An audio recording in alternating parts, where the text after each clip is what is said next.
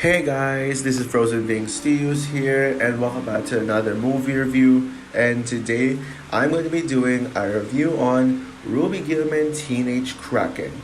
So, Ruby Gillman Teenage Kraken is the latest DreamWorks animated film that came out just back in June. And is directed by Kirk D'Amico, the same director as Sony Pictures Animation's Vivo, which came out back in 2021. And although I've seen that film just once, I really like that movie. And it stars Lana Condor, Annie Murphy, Jane Fonda, Toni Collette, Will Forte, and Sam Richardson, etc. And so basically, the plot for Ruby Gillman Teenage Kraken, it tells the story of this teenage Kraken named Ruby Gillman who is a normal high school, and she comes from a family, normal high school student, and she comes from a family of Krakens. She loves math. Well, I hate math, and and she has a crush named Connor. And one day, Ruby wants to go on the prom and invite Connor, but then her mom doesn't approve of that because the prom will take place like in the sea on a boat, and Ruby's mother Agatha is trying to keep her away from going near the ocean. But yeah, one day when Ruby ends up in the ocean, she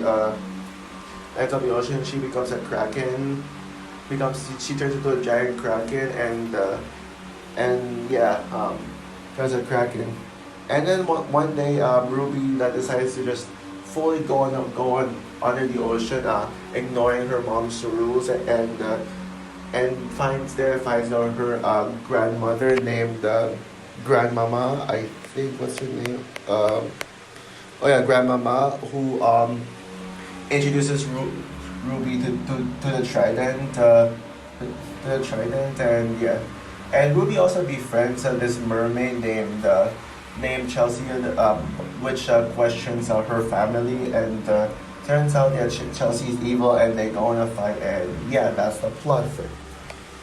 So yeah, now yes, if you guys don't know, yes, this is just my first time reviewing Ruby Gillman Teenage Kraken because when I saw this movie for the first time back in July, back last month, I didn't really get a chance to review this movie because I was busy and I got other videos to do. I did watch this movie for the first time. I was like already planning to review it, but but later I was like, should I actually? I don't know if I should review this. Maybe I should rewatch the movie first before. Maybe I should rewatch the movie because I mean, my thoughts are a little conflicting. Although I always liked the film at the first watch, I wasn't really sure about what I really feel about this movie, so I had to rewatch it recently. So yeah, now yeah, when it comes to the critical reception of Ruby Gillman, yeah, boy, it is not good. Yeah, first of all, yeah, I think it's clear this movie flopped at the box office because mainly due to poor marketing. Yeah, the trailer released a little far too late that people probably didn't even hear about this movie. Didn't even know that this movie existed. This movie existed, and it came out on the same day as Indiana Jones and the Dial of Destiny, which is also a flop. Yeah, June is just full of box office flop. Literally flop. Literally the only movie that in a month that was a box office success was Spider-Man Across the Spider-Verse, and kind of Elemental, well, kind of for that one. But yeah, Elemental was a flop at first, but it did redeem itself later on, and now it's in the top 10 highest grossing movies of 2023, which huge congrats to that movie, by the way. And yeah, so Ruby Gillman like literally came out on such a crowded month, yeah. And I was actually kind of looking for this movie because the trailers had me sold. It looked pretty solid. I didn't expect anything amazing, but it just looked a lot of fun. I love the animation style, and especially Chelsea. Yeah, the main reason why I saw the movie is because of the whole concept of Ruby. Well, actually, even though I wasn't interested, I would still see this one because it's DreamWorks. I mean, it's such a great studio, but the thing that got me really sold about this movie was the whole idea that this movie represents the idea of a mermaid that turning evil, who's actually evil, and the Kraken must stop the mermaid. So that was kind of what I wanted to see in this story, and the whole marketing has been mainly geared towards that concept of the Krakens fighting mermaids. And yeah, I was like, and it was kind of interesting to see like it was very interesting to see Disney, not DreamWorks mocking Disney. Even though I love DreamWorks, it's just a lot of fun to see DreamWorks trying to poke fun at Disney, at the Disney tropes. And and yeah, I was gonna say something else, but yeah, it got mixed reviews. Even the Go Anime community hates this movie. Like some of my subscribers who pretty much likes almost everything animation related say that this movie is not good. And considering that this is a follow up to Puss in Boots Last Wish, which is one of the most beloved DreamWorks movies. People had high expectations going into this one right here, because they expect that, oh, since DreamWorks made top tier quality with the Puss in Boots 2, they think that the DreamWorks would continue to do that. And now DreamWorks has become a fan favorite studio just because of Puss in Boots 2. Now, I still have my issues with Puss in Boots, and I wouldn't say it's like a perfect movie like what everyone else thinks. I still think that movie is really good, and it keeps getting better the more I think about it. The more I think about it,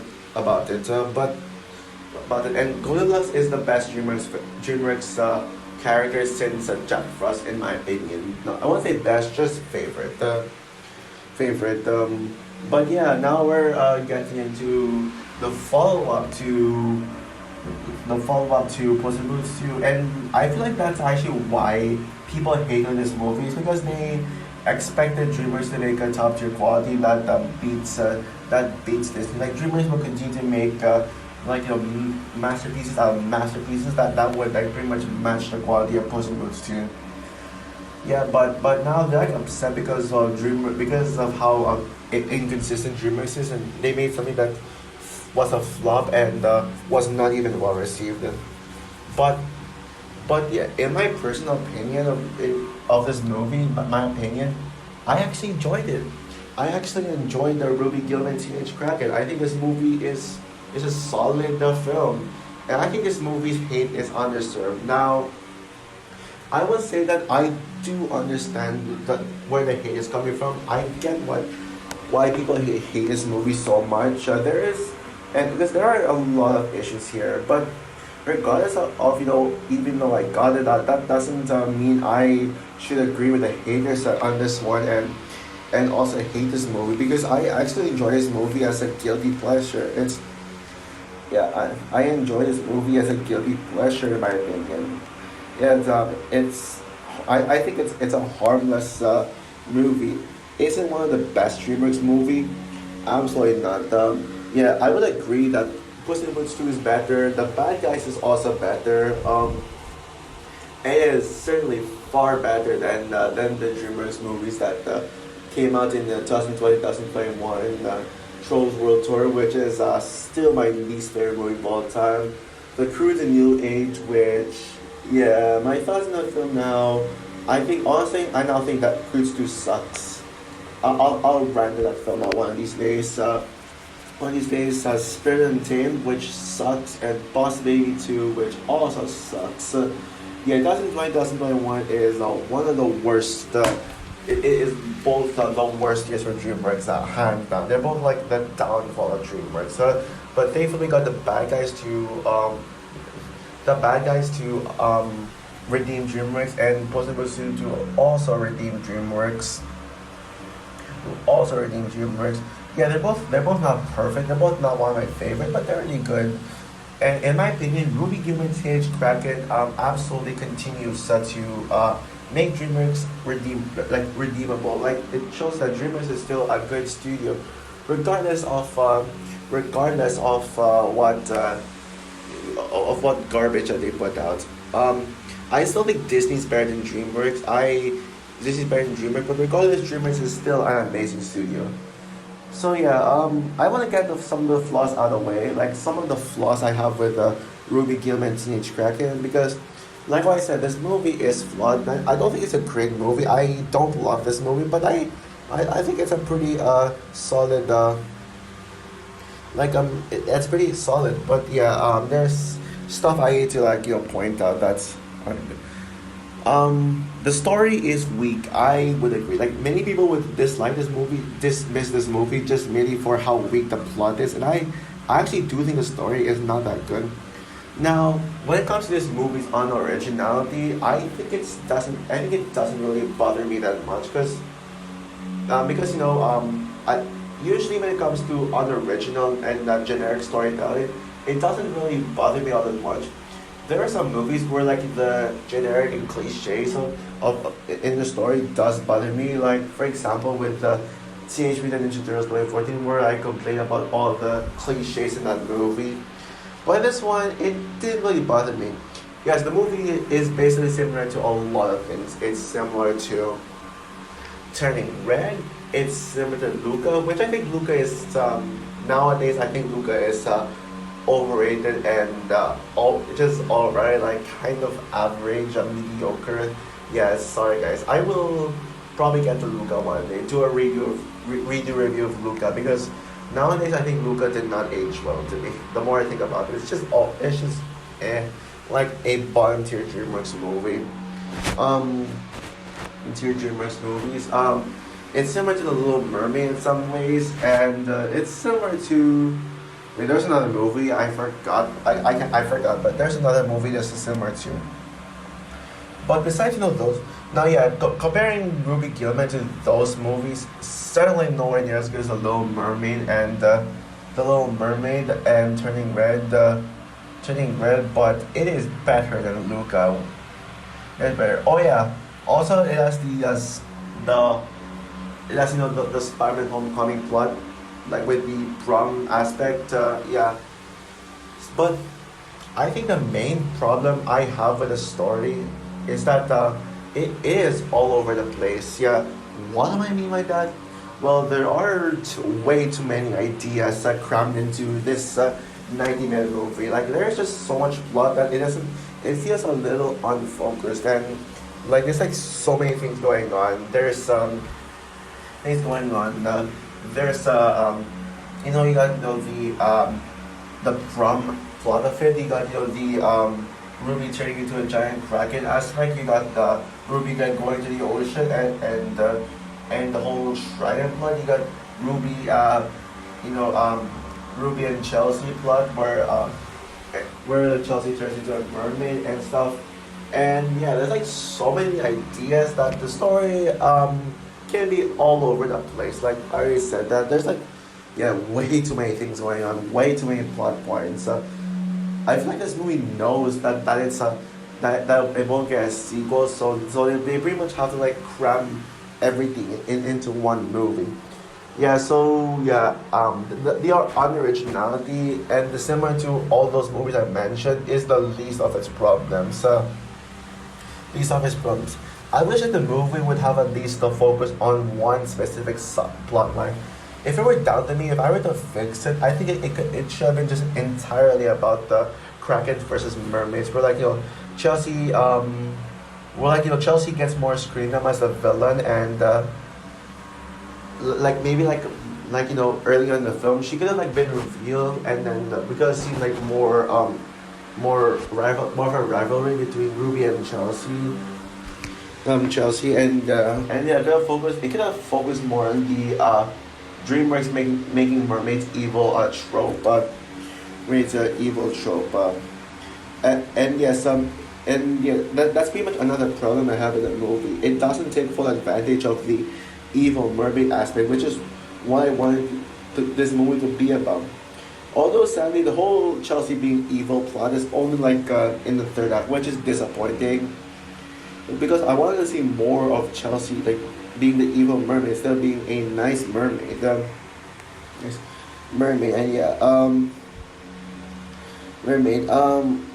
But yeah, Also, another issue I had, there were some characters that who I disliked, who I actively disliked. For example, Connor, which Connor is the worst character in the film. Yeah, I'm sorry, I don't like Connor. I mean, he's such a boring character, and even his animation style is just ugly. Like, real, I mean, I don't know how Ruby Gillman has a crush on him. I think, honestly, I feel like Ruby Gillman has such a poor taste in crushes. I'm not gonna lie about that. Gonna lie about that. Captain Gordon Lighthouse, such a such a useless character. Why does he even need to be in the film? Because they needed someone to like they needed someone to like you guys know this movie needed a Kraken getting captured subplot. Me that Captain Gordon Lighthouse was here in this movie just because of plot reason, but we didn't need to see him in this movie. Also, we got Brett and Sam who are incredibly annoying. Yeah. But yeah, but even with like those flaws out of the way, yeah. Now let's get into the things I really liked about the movie. First of all, yeah, this movie is entirely enjoyable. Now there was a few like dull, boring moments here and there, but most of the time, I think the movie is the most enjoyable. And it sucks that people just hate fun nowadays. Like like the movie just like it sucks that they hate fun. But because in this movie, it's just simply fun. It doesn't take itself too seriously. And I know people will be like, oh, but you hate fun animated movies. You want animated movies to be serious. Well, yeah, that's kind of why I don't love the movie. But I can't really get myself to hate this movie. Mainly, probably because of the female lead. You all know how much I have a soft spot for female-led movies.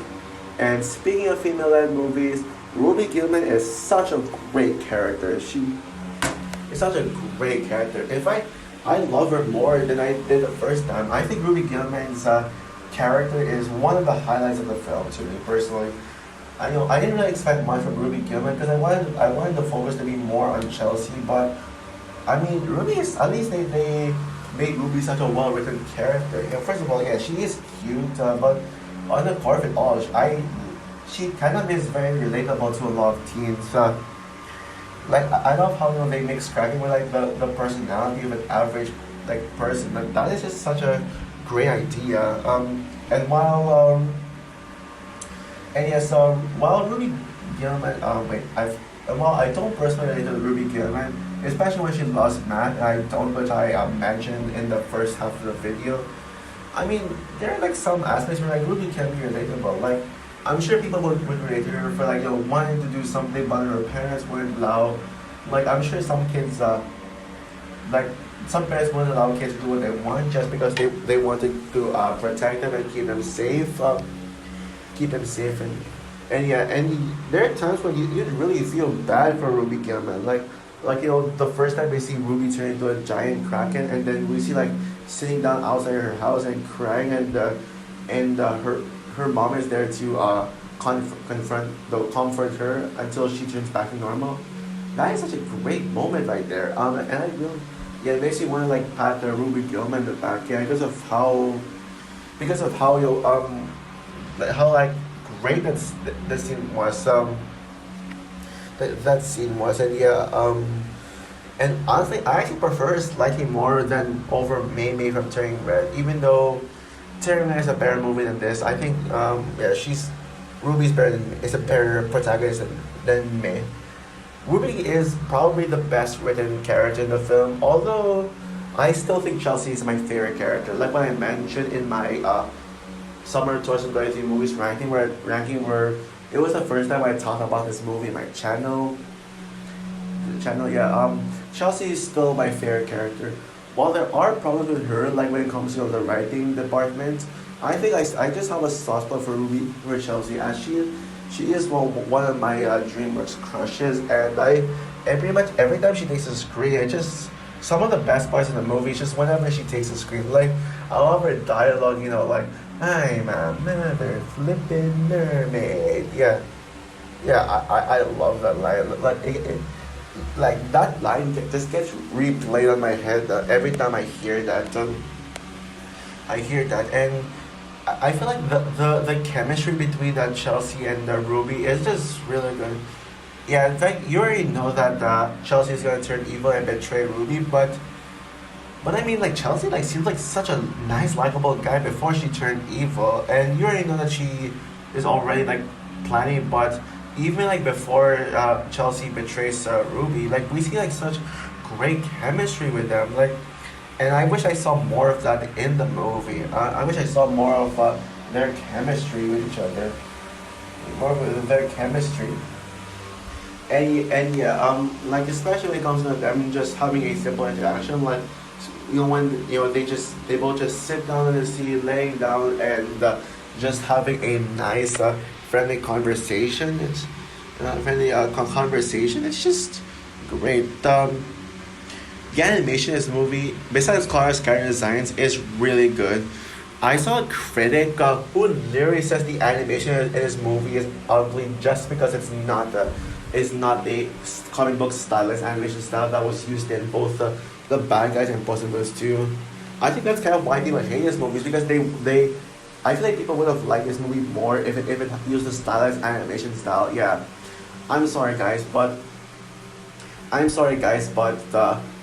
but that is such a bad criticism. Like, I'm getting sick of the people hating on just 3D animation. Like, why do people hate on 3D animation so much? Like people be like, oh, every anime movie needs to be like Spider Verse now. If an animated movie doesn't have the same stylized animation style as Spider Verse, then it is considered ugly. But like, why not just judge its animation on its own without having to compare it to a stylized animation style? It's a 3D animation style, and personally, I will defend the 3D animation styles. Like, the animation styles all at once. Yes, it's not very realistic, but that's actually what I like about 3D animation designs, especially with animation styles, especially with Disney and some of the higher quality DreamWorks movies, like the How to Train Dragon sequels, like that. Like, I love how realistic they look. Like they look like they're in live action, and that's already a skill. Like that animators would have a hard time on. So please stop. Stop dismissing 3D animation styles just so we can get your precious comic book animation style. Not every animated movies needs to use that. I hope that I'm honestly hoping that Kung Fu Panda 4 doesn't go for that. Like, I hope it doesn't. Otherwise, I'm not saying. But yeah, the animation in this movie is gorgeous. Like, it is very colorful. It is vibrant, especially the underwater stuff. The underwater stuff, it is honestly, the underwater stuff is more gorgeous than the other underwater effects in Aquaman. There I say it. There I say it. This is very colorful, and even the character designs for like the creatures and mermaids, they're all really good, really good. But by far, probably the best part of the whole movie to me has to be that climax. Wow. What an incredible climax. Like, it's just so much fun. Especially with seeing like Ruby versus Chelsea, which is what I came to this movie for. And even though we don't get much of that interactions, the main thing I wanted to see this movie for is completely satisfying to me. Like the whole the Kraken versus Mermaid final battle. Not only Ruby, but we even get Ruby's Ruby's mom and grandma like to help her fight Chelsea, and it's such a great final battle. And I love how there's even peril in it. Yeah. The action, the climax. I also think it's one of the best DreamWorks climaxes in my opinion. Right up there with Shrek 1 and 2, Mega Mind, the Down the Train Dragon trilogy, the Kung Fu Panda trilogy, Puss in Boots: The Last Wish, many other stuff. Like, it is right up there in my. Oh yeah, also Rise of the Guardians. How could I forget my favorite DreamWorks movie? I think Rise of the Guardians is still my favorite. Still has my favorite DreamWorks climax. So, yeah, I mean, it is right up there with those films as one of my favorite DreamWorks climaxes, in my opinion. And is there anything else I want to say? I guess that's all. Yeah, so overall, Ruby Gillman Teenage Kraken is a pretty underrated and extremely overrated film. I think it's one of the most overrated DreamWorks films. While I don't love this movie by any means, I don't think it's one of the greatest is one of the best DreamWorks movies. It does work for me because of its it does work for me because of the characters, most of the characters, especially with Ruby and Chelsea, and the colorful animation, and the epic climax, and it's just all around an enjoyable movie. Although yes, the story does need a little work. Like they need a little more focus and not don't try to throw in too many ideas at once. So yeah, if you remember my summer 2023 ranking list, I only like put this as my second least favorite, secondly behind the Little Mermaid. But that's only because I didn't see Little Mermaid was only the bad. The, Little Mermaid was the only bad movie I saw in summer 2023. But now, if I were to rank the summer 2023 movies as of right now, I would personally put Ruby Gillman Teenage Kraken over like one spot higher than Transformers Rise of the Beast. Like if you remember my ranking, that's where I put this now. So yeah. So that said, I'm gonna give Ruby Gillman Teenage Kraken a 7 out of 10, a very high 7 out of 10. Maybe 7.5, but I'll just say 7 as of now. So also for my ranking, so also for my review of Ruby Gillman Teenage Kraken, what is your opinion of this movie? Do you agree with me that this movie is underrated and overhated and solid and tough? Or are you one of those people who hates this movie and consider it as one of DreamWorks movies? Well, hopefully, yeah, fingers crossed people will at least agree that this is the better DreamWorks movies of 2023 as you know what's coming. The apocalypse, like DreamWorks is gonna unleash an apocalypse on us this November. Oh, yeah, this November is gonna be the death of DreamWorks. So yeah, comment down below, like, subscribe, hit the notification bell, and stay tuned for my top 10 most anticipated movies of fall 2023. So yeah, bye guys.